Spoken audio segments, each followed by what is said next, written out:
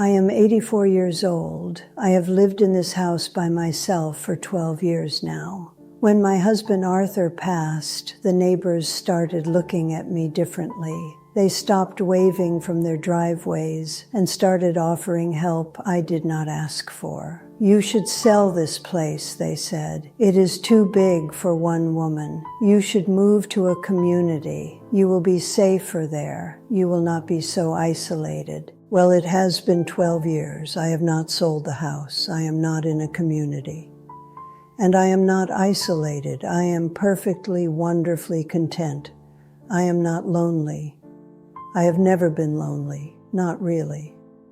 And I suspect there are many people like me, people who find peace in solitude but feel pressured to apologize for it.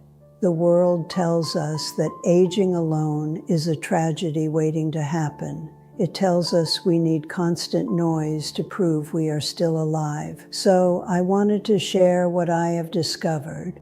4 lessons for living alone without losing yourself. Maybe they will help you find your own quiet. The first lesson is understanding the difference between silence and emptiness. They are not the same. Silence is just the absence of noise.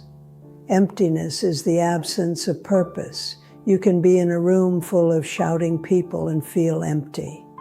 You can be in a silent house and feel full. I have experienced both. When Arthur was here, we sometimes sat in the same room for hours without speaking. We were together. Now I sit in the same room without him.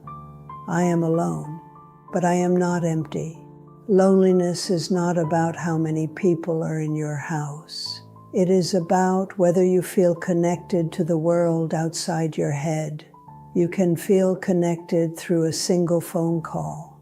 Do not measure your life by the decibel level of your day. Measure it by how much you feel you belong to yourself. This is crucial. If you feel you belong to yourself, the silence becomes a friend. If you do not, the silence becomes an enemy. I have learned to welcome the silence. It is not hiding from me. It is waiting for me. The second lesson is to keep the house breathing. When you live with others, the house moves with them. Doors open and close, floors creak. There is a rhythm. When you live alone, the house can become a museum if you let it. It can become a place where things stay exactly where you put them forever. You must prevent that. I have a routine that keeps the house alive. I wake up at 6:30. I open the curtains in the living room. I open the window in the kitchen. I let the air change. I make coffee. I drink it standing up sometimes, just to move my body. I walk through every room once a day. It sounds like chores, and it is, but it is also a way of saying I am still here. This house is not a storage unit for my memories. It is a home for my present. When Arthur died, I left his chair alone for months. I could not bear to move it. Then I realized the dust was settling like snow. I moved the chair. I put a lamp there instead. It felt like a betrayal at first. Then it felt like breathing. You have to let the house change with you. If you stop moving, the house stops too, and then you are just living in a box. I also play music sometimes, just to hear a human voice that is not mine. It fills the corners. It reminds the walls that life is still happening inside them. The third lesson is to have something that grows. I do not have a cat. I have a garden. It is small, just a patch of earth behind the porch, but it demands everything from me. Weeds do not care that I am old. They grow anyway. The tomatoes need water even when I am tired. The flowers need deadheading even when my hands ache. It gives me a reason to go outside. It gives me a reason to check the weather. It gives me a reason to wait for spring. When you live alone, time can become flat. Yesterday looks like today, and today looks like tomorrow. A garden changes. It forces you to notice the seasons. It forces you to notice progress. I keep a journal of what blooms and when. I write down when the first rose opens. I write down when the frost comes. It is not for anyone else. It is for me. It proves that time is passing, and I am passing with it. I am still part of the cycle. Having something that needs your care keeps you needed. Just find something that does not stop waiting for you, something that reminds you that you are still capable of creating life. The fourth lesson is to be selective with your connection. We live in a time where everyone is connected all the time. People expect you to answer immediately. I have learned to ignore that. I have a smartphone. My son David taught me how to use it. We video call every Wednesday. It is 20 minutes. We talk about his work, my garden, the weather. That is enough. I do not answer the phone when it rings at other times. I do not check messages constantly. I used to feel guilty. I thought I was being difficult. I thought I was shutting people out. But I realized I was protecting my energy. Socializing takes work. It takes focus. When you are older, you have less of it.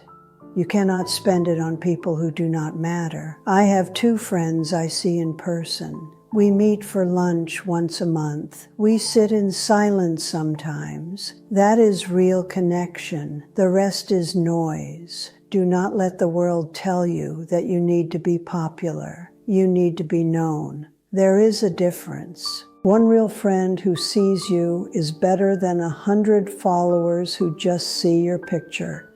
Give yourself permission to turn the screen off. Give yourself permission to let the call go to voicemail.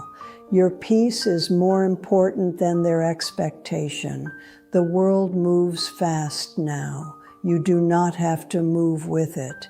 You can stay still. Finally, you must make friends with the person in the mirror. This is the hardest part. When you live alone, there is no one to distract you from yourself. You are left with you. If you do not like who you are, this will be very hard. I spent many years thinking I was too quiet. I thought I should be louder. I thought I should be more involved in clubs and groups. I tried to be someone else. Then I stopped. I accepted that I am a quiet woman. I like my coffee hot. I like my evenings early. I like watching the light change on the wall. I do not need to justify this. At 84, I have earned the right to be exactly who I am. If you are struggling, ask yourself why. Are you sad because you are alone, or are you sad because you think you should be different? The first problem needs a friend. The second problem needs acceptance. Most of the time it is the second one. We are taught that solitude is a punishment. It is not. It is a privilege. Not everyone gets to have this much time with themselves. Use it. Know yourself. Like yourself. I miss Arthur. I will always miss him. 30 years is a long time to share a life. There are moments when I reach for the phone to tell him something, and then I remember. That pain does not go away, but it is not loneliness. It is love. It is the cost of having loved someone deeply. I carry him with me. I talk to him sometimes when I am in the garden. I tell him about the tomatoes. I think he would like them. But I also have a life that is mine, a life that exists without him. It is different. It is quieter, but it is full. My son worries. I am not broken. I am just living my life. I have my routine. I have my garden. I have my friends. I have my Wednesdays with David. I have enough. Some people are built for crowds. I am built for quiet. And quiet is not empty. Quiet is where you hear yourself think. Quiet is where you find peace. So, 4 lessons. Know the difference between silence and emptiness. Keep the house breathing. Have something that grows. Choose your connections carefully and make peace with yourself. That is all I have to say. The sun is going down now. The garden needs water before dark, and David will be calling soon. Be well.